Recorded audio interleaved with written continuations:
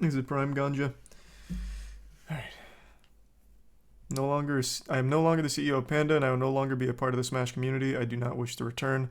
Community deserves the truth, and I'm not afraid to call out names I have to. The private information of myself and members of Panda have been leaked online. This has gone too far. If there's anyone who is interested in purchasing my shares of Panda, please reach out to the company. Divesting is a complex process that takes time. Okay.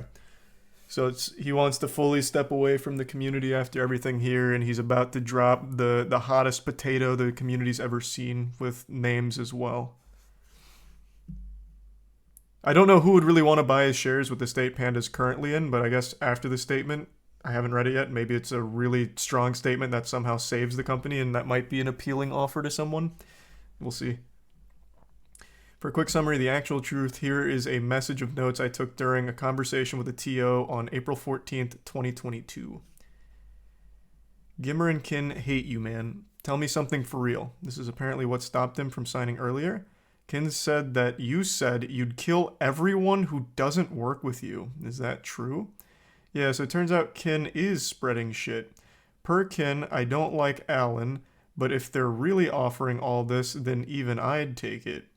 Per Gimmer, how long have you been working together? 8 years, and you're really gonna do this to us? This is like... Why is it written like this? It was to the point that blank even asked blank, how do you really feel about Panda? Do you have any hesitations? To which blank said he has none, blank. Redacted. This is like a CIA document. Everything's fucking redacted.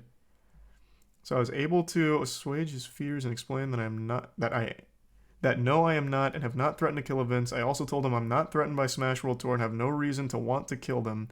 Explained that Nintendo can't license events on an unlicensed circuit, being the real reason why our circuit is exclusive, blank.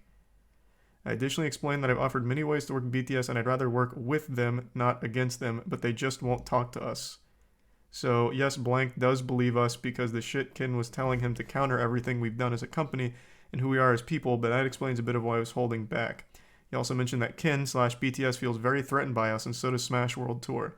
No thoughts on what to do. I don't really care that much. It's clear Kin is trying to actively undermine us, but considering that everyone is willing to work with him or talk with us outside of blank, I don't think he's been very successful. This is all a very confusing read off rip. Right away, though, he mentions that BTS and Smash World Tour feel threatened by them.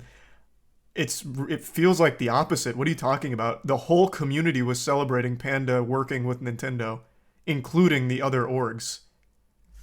I don't really know where that's coming from.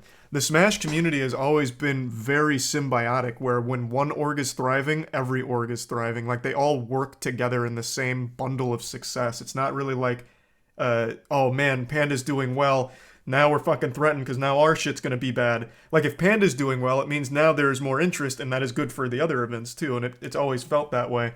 Maybe it was different behind the scenes with Alan. I don't really know. It's super hard to decipher this mess right here. But the impression I've always got is every tournament organizer likes when other tournaments are successful because it's mutually beneficial to everyone.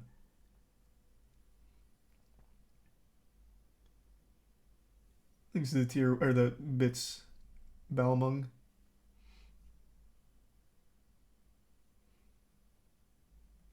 But I could absolutely see people not liking him. Like, there's been a lot of stories that have circulated now with relationships with Alan that are less than favorable. But it seems like he's blaming people that don't want to work with him on BTS or Smash World Tour not working with him. Like, at least that's the impression I'm getting here from this jumbled notes. The events and claims that I will be making are true. Some have evidence, some do not, as most of this is a verbal conversations. In those cases, I do my best to recall details from memory and find corroborating evidence from internal chat logs with timestamps. I encourage you to read everything presented as it. I don't know why I'm struggling to read so much tonight out loud. Presented as to be better informed to the circumstances surrounding the Smash community currently. Okay, intro.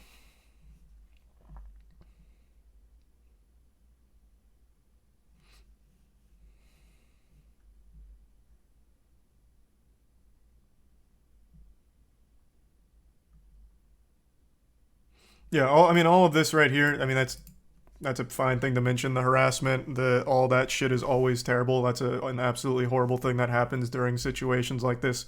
100%. I also don't think it's wrong for him to mention it here since this is him being personally attacked as opposed to like where Bethesda brought this up where they had done the exact same thing to Mick. Like that's when it was weird when Bethesda tried to say something like this. But for Alan, I understand bringing this up about being an individual who's now experiencing a whole lot of harassment. So I mean, I get that. I understand why you'd want to put that there.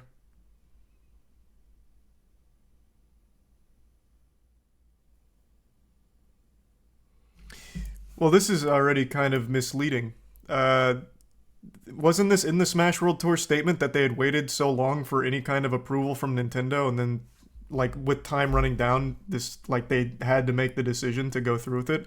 Or am I misremembering the timeline? Was that 2022 where they just still had radio silence on the licensing and then had to make the announcement, and Nintendo was like, "Yeah, we understand. We took too long." Or is he talking about a different instance? Are they two separate ones? Thanks to the gift sub Ace and the resub Peepo.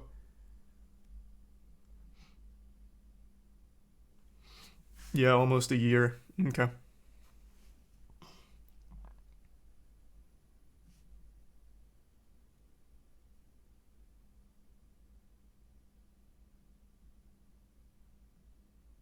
What?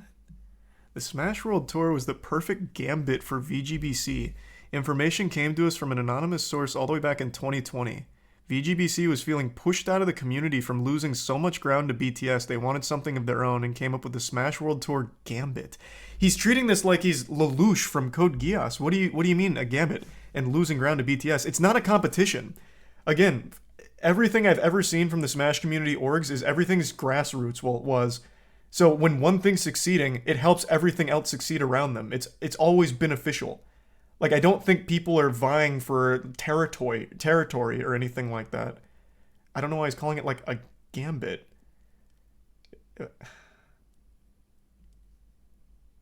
He's the resub Void and the Prime Queen.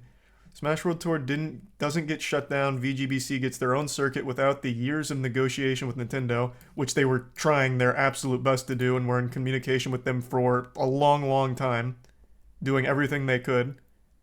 It's not like they just wanted to go behind their back. Smash World Tour uses the threat of social media backlash against Nintendo to pressure Nintendo into giving them a license, which they didn't do until they had already been declined a license. Like they didn't pressure Nintendo into giving them a license. They did this to explain why they were shutting down, why they had to shut down. It wasn't leverage to try and get Nintendo to give them a license. Like it wasn't trying to mount pressure to get them to release the Krabby Patty secret formula to them. It was, we're shutting down and here's why. Smash World Tour gets shut down by Nintendo and now VGBC is the martyr of the community due to Nintendo. Then the community will rally behind their other events to support them. Which they didn't need, the community already supported them. I don't know how he came up with such a weird view of the scene. Now maybe things are different behind closed doors, I guess, but they had tons of support. Their YouTube channel was doing nothing but growing. Their events had huge viewership. Like it's not like they needed this. In fact, this is very bad for them. They lost a lot of money on it and a lot of eyes. I don't really understand that take. Pretty straightforward logic. VGBC wins no matter what.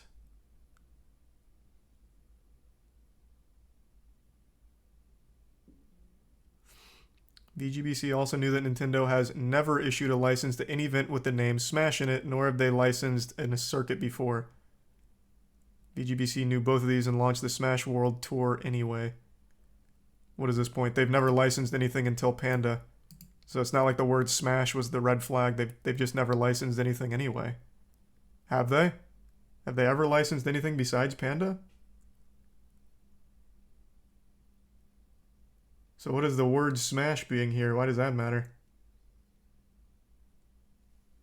Thanks, resub Steve.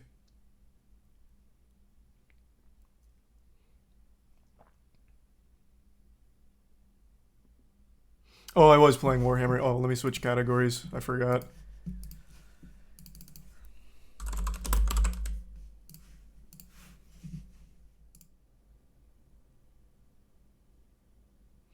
Is this accurate?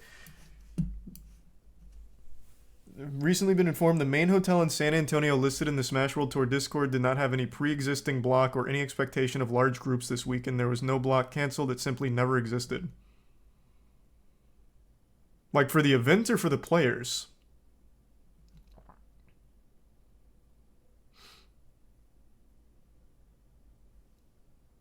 That was debunked by 2 people on Twitter already. Well, that was fucking quick. Let me see. Because I already can tell you right now, we at Moist Esports had paid for travel to that area. Like that was a thing. Where can I find that being debunked? So it'd be quite shocking to realize that that was never happening in the first place. Where is the... Oh, here it is.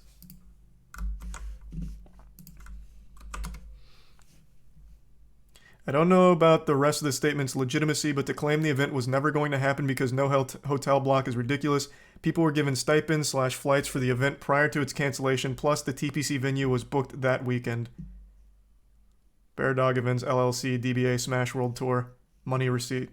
Okay. This was quite the Allen gambit of lying here with this statement. The rest could be true. We'll still keep reading, but that was quickly debunked.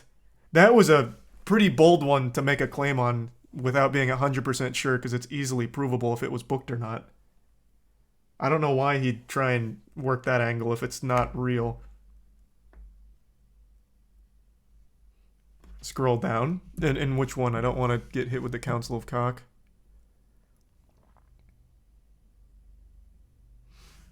Oh, it's just more evidence. Also, for context, I'm sure most people didn't read the article. Recently been informed that the main hotel in San Antonio...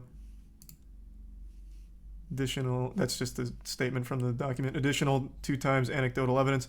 Top alt player Zamba on a prior thread corroborating on flights being paid already. Statement from the event photographer being hired by Techport for the tournament. Alright.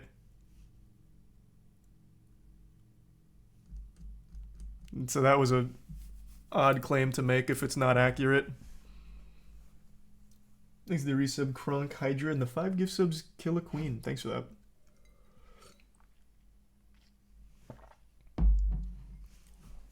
So I don't know who informed him of this, but he should have checked at the bare minimum there.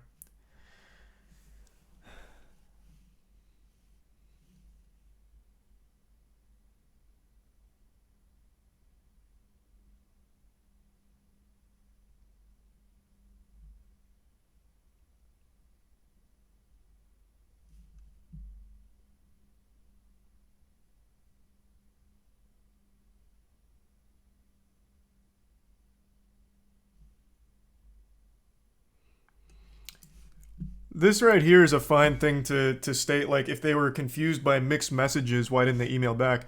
But they weren't confused by mixed messages. According to the Smash World Tour tournament organizers, they were told that the time of unlicensed events is behind them, and then the night before Thanksgiving said, they got their email, that they are not going to be licensed for this event. So connecting those dots, which anyone would do, is basically saying, you know, you can't really do this anymore, since they were told verbally that time is gone, and then they didn't get their license. The natural conclusion someone would draw is, we can't do this. And Nintendo is not a company you want to go into a legal battle with. So I can absolutely understand where that would come from. If there was confusion, I'm sure they would have emailed back, but there wasn't because they were told verbally one thing and then received that the rejection of a license. So I don't even think there was confusion. It was pretty put in stone.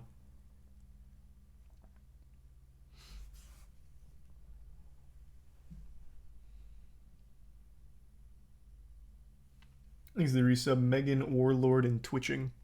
Keep reading, to be honest, I believe Alan. Yeah, I'm gonna finish it, but he is blatantly wrong about a very big claim right here. This is not accurate according to a couple sources over on Twitter that have shown that this was blocked, like it was booked.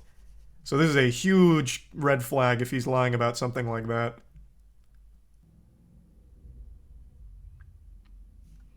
But this wasn't a claim they made. They weren't saying that he sabotaged them or got them shut down. Just that his actions of strong arming the community with threats against like BTS with their relationship with Nintendo made the entire scene difficult. In their statement, they never pinned the blame on him.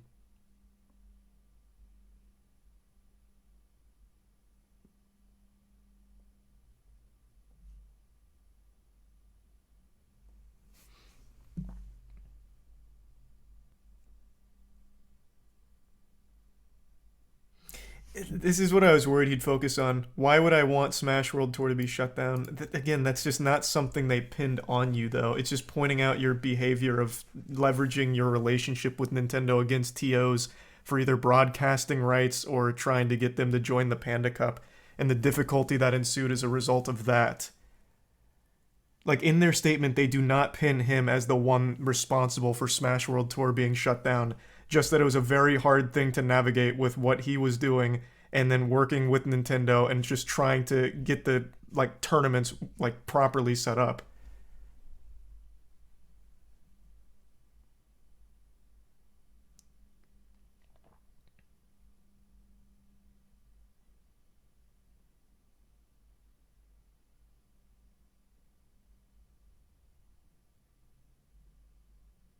Did he like I have to did he read the statement? Because they just don't make that claim. They don't. If he should be focusing on debunking his behavior that they were calling out. They never said they think he actually had something to do with it.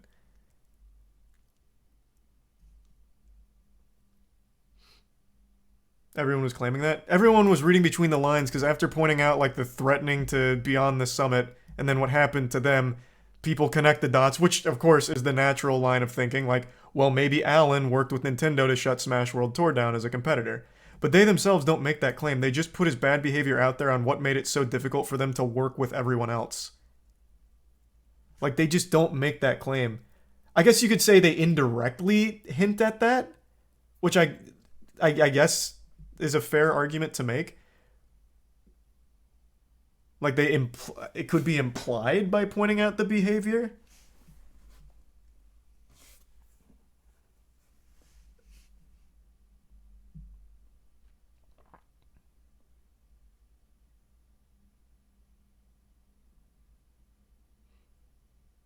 I also don't really get this one. Smash World Tour leadership stood to gain the most out of anyone. How? They lost their biggest event. And not only that, they lost any chance of having like a Nintendo relationship because of how incendiary this whole situation has been. It was a net loss for everyone. Legitimately everyone. I don't know what he thinks they gain out of this. Like, community goodwill, they already had that. More eyes on their future events, they already had that. Like, people just watch the events regardless. I don't know why he thinks they gained anything. It's just a full net loss. It's just a bad thing all around. Thanks, resub Cupid.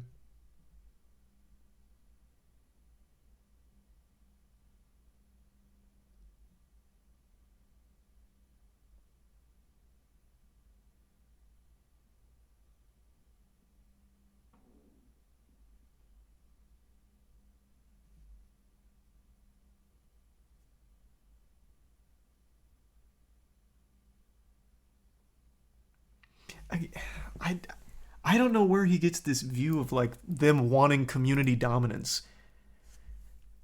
Like, I don't think they've ever shown anything like that. They're more than willing to like let tournaments run however they want to run. Join the Panda Cup, don't join the Panda Cup, whatever. But like with Panda, there was the exclusivity to it where they wanted to everything to be exclusive. They wanted all the broadcasting rights. That sounds more like community dominance as opposed to VGBC's events being like, yeah, you guys can do whatever you want. VGBC doesn't even charge you to watch party their events. Business competition, but that's completely irrelevant because there's not like a finite pool of watchers. The Smash community watches every tournament. Like, they watch all of them equally. They're all very similar in terms of viewership. There's no like community dominance. VGBC had like the best goodwill, but that didn't translate to more viewers.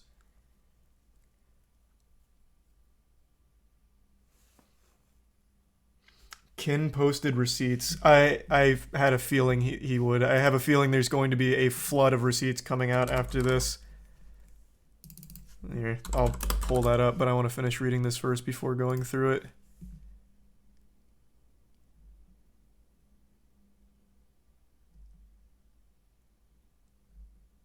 Oh man, yeah, wait, he just dropped a lot. Holy shit. Alright, yeah, we'll go through that in a minute.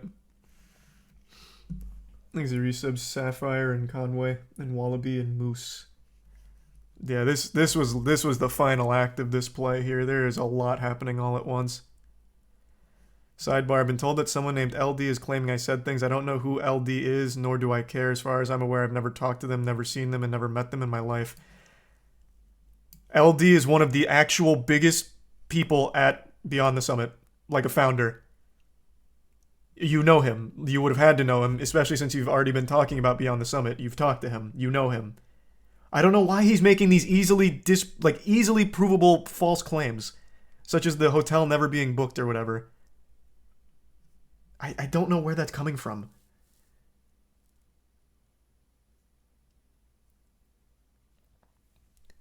Yeah, I'll double check. I'm pretty sure LD is one of the founders of Beyond the Summit. Like, been in the scene forever. Like actually forever. I don't get that at all. All right, let's see.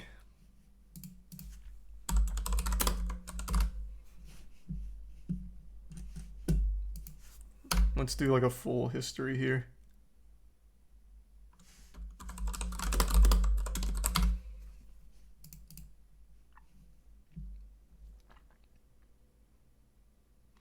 So if you just go to like very base level, like if you just want like base level, not even digging too deep, going to Beyond the Summit, founded March 2012, key people are David LD and David Gods. Like, they've been there the whole time.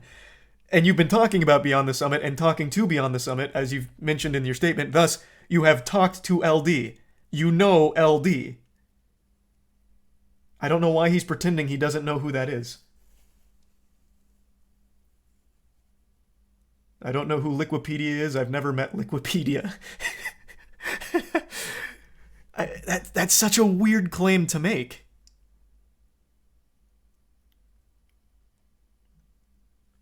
There's the Prime Brack in the resub new name, and Prime Athena in the resub Josh. Here's the background on my two whole personal interactions this year with BTS, or more specifically with one of the most unsavory individuals I've ever had the displeasure of interacting with, Ken Chen, aka Hotbid. Ken is also the one that just dropped the fattest load of receipts on Twitter a moment ago. At least it looks like it at a glance. Voice crack at a glance. He's got like 7 tweets that he queued up here after reading this. So we can go through this pretty soon. Oh, it's a lot more than 7. Holy shit. But yeah, he dropped quite a bit.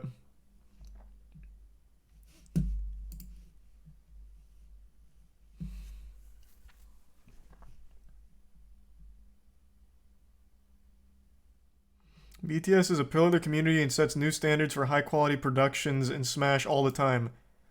Yet you don't know one of the founders, like one of the key people. You've never talked to them in your life. Despite talking about the times that you've been trying to like work with them or communicating with them.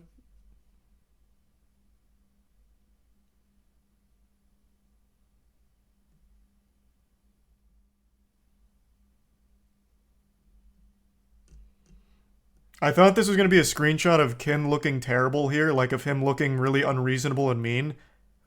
It just looks like really to the point stuff like, no, that's great. Happy to talk to them. I figured he'd look for like a screenshot that makes Ken look terrible in their conversation. But he just showed a very normal conversation here. This is talking about the broadcasting rights and a possible collaboration.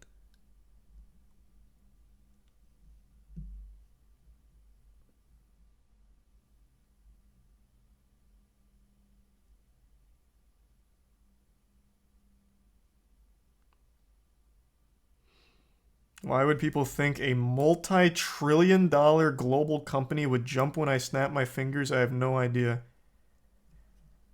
What a loaded sentence. Well, multi-trillion. We've got to snap out of Fantasyland for a moment. They're a huge company that there's no universe or dimension in the multiverse where they're multi-trillion. But no one thought they would. Did he read the statement from them or not? Like, I don't understand. They never said that anyone believed that you would get Nintendo to act. The thing they were calling out is you making the threat of talking to Nintendo about acting. It's leveraging your position negatively against the community that was being called out, not people actually thinking that you will get Nintendo to act on your behalf. Nobody that I've seen, like nobody with a brain, ever thought that. Just that you have, according to multiple people, have made a threat like that to BTS, which is bad. That shows very selfish intent. It's a bad look. Not that people actually thought Nintendo was going to shut down BTS because you asked them to.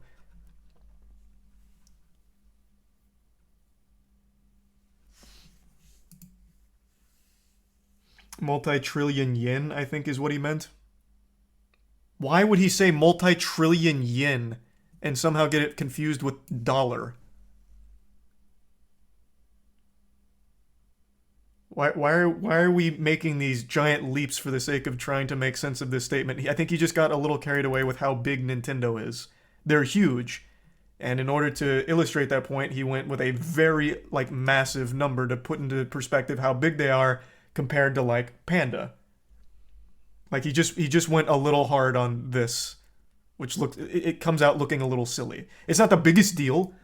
Getting that wrong is not a big deal. It's just a little silly is all.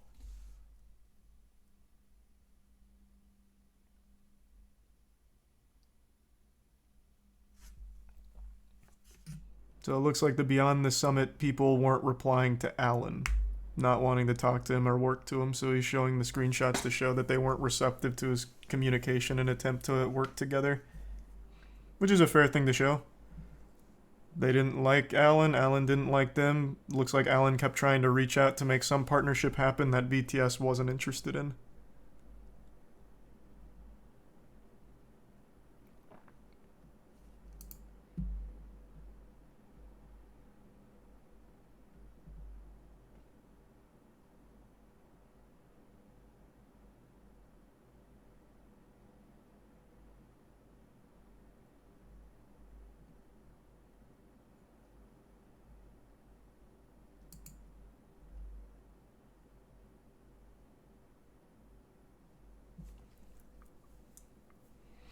Okay, now let's see what Ken says about this since he dropped his evidence.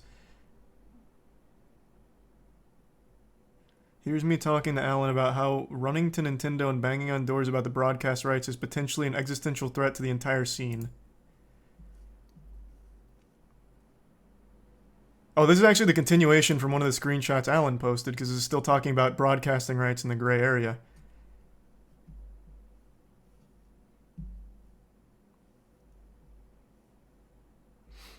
Both the tournament selling broadcast rights and broadcast being monetized. Like this. We'll work on outlining a plan for you. Where are we coming in here? I hope they don't. That'd be pretty catastrophic for every single event.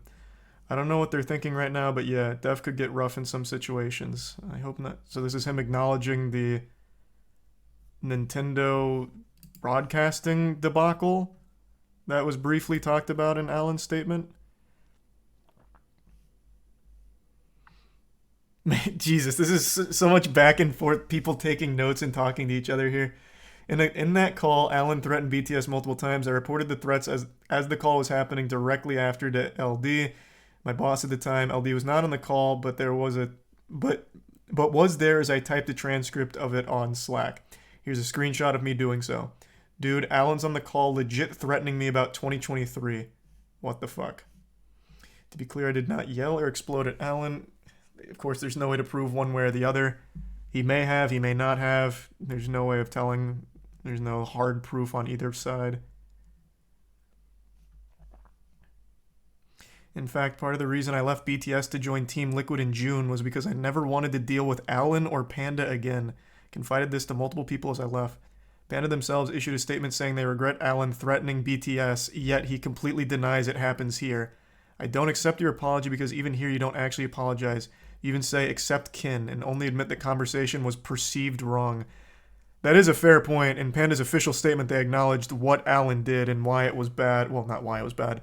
They acknowledged Alan did threaten BTS, but it looks like Alan's saying that didn't happen and he doesn't even know who LD is, which is a weird angle to play.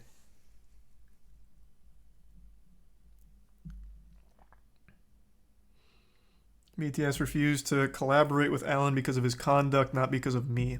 I simply reported the exact truth of the conversation with LD and BTS leadership and can verify happened right after the call with Alan in March. I have not been publicly and privately turning people against Panda for months. I've simply been telling the honest story of what happened, which was threats and bullying by Panda, his own org. Threats and bullying that Panda, his own org, admitted to happening.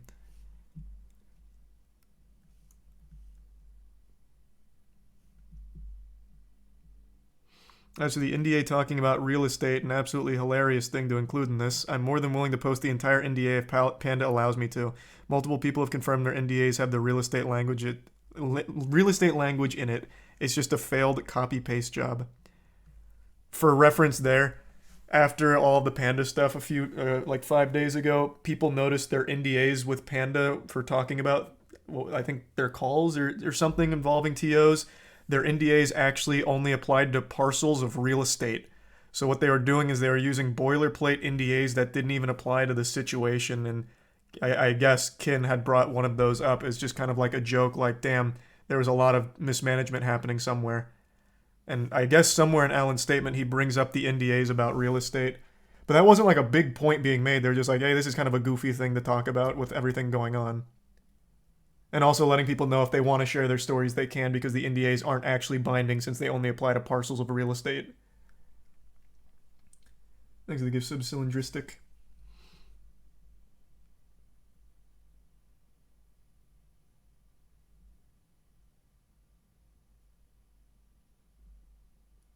I will say that since there's no like verbal proof either side's going to have here, I don't think any of them secretly recorded the call. Taking notes of what happened on either side is completely unreliable evidence. Because let's say I'm in an argument with someone or I'm talking to someone I really don't like, I could easily just be like, I'll just type some fucking notes right now about shit that's not happening in order to use this later if I ever need to. Because there's no way you can ever fully disprove it since it's just a verbal communication. You can literally type anything. Like, you can't put a lot of stock in, I took these notes during the conversation as they happened. On Ken's side or Alan's side, neither one of them really has a whole lot of stock in it. Like, because again, you can just type anything if you just don't like the guy. Like, it doesn't, it's not real evidence. They would need like an unbiased third party to take those notes, yeah. You would literally need a witness there to transcribe it accurately. But even Panda says Alan tried to bully the other org. No. That is confirmed by Panda as well as multiple sources. Like, that has confirmation. What I'm saying is, like, the note-taking of live conversations isn't evidence. Like, that's not real actionable evidence.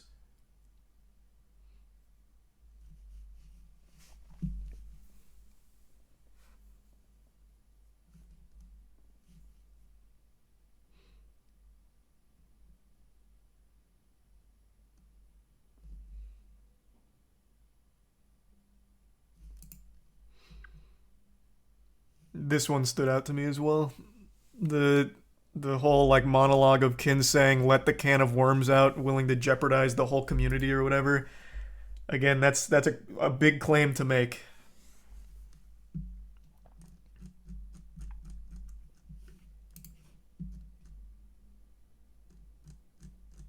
Okay, so that's Ken's side of their conversations. Oh, and here's this. Here's us predicting this drama and situation happening in March, which is why I didn't speak out earlier about this whole thing. I didn't want the entire community and pandas and org to suffer. It sounds like he is so desperate that he's trying to get Nintendo to bully TOs into working with Panda. Yeah, I don't think that can even happen though. And yeah, response is definitely a massive PR response, which gets the entire community to say fuck Panda and fuck Nintendo. Because Nintendo does actually care about public backlash, and this would be basically Evo, and this would be basically Evo 2.0. The biggest public backlash in history would be shutting down every major TO's ability to sell sponsors and broadcast rights. Yeah, it's the death of the competitive stream Smash. This is them talking about, like, this could happen with the way Alan was behaving, I suppose.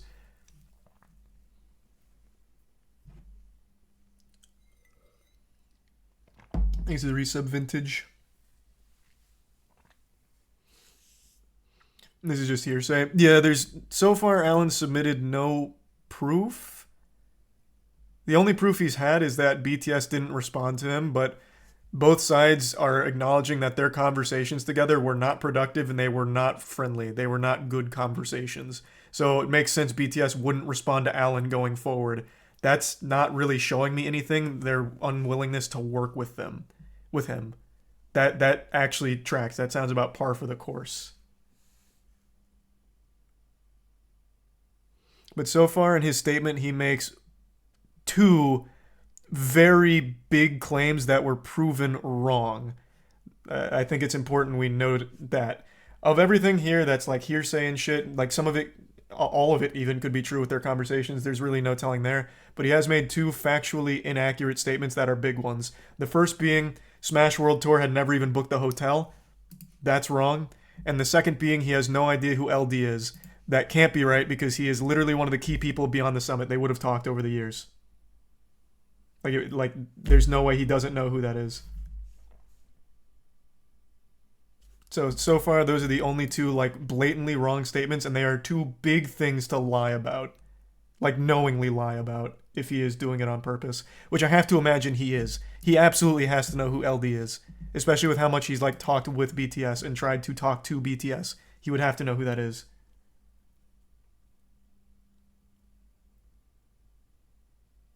I gotta pee real quick, though, before continuing. Give me two seconds.